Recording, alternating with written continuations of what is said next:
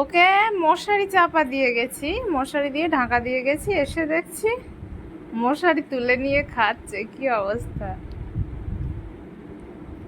ওকে পাশ থেকে আমি উঠে গিয়ে কি কিছুই করতে পারবো না?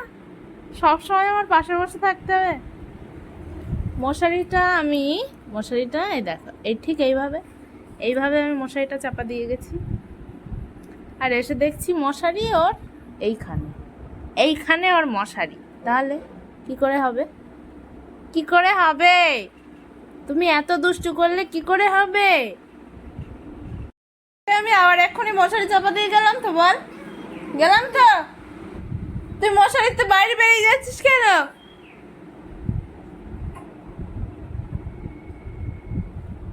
সব সময় কি তোমার পাশে বসে থাকা সম্ভব আমাদের? বলো, তুমি বলো। হ্যাঁ,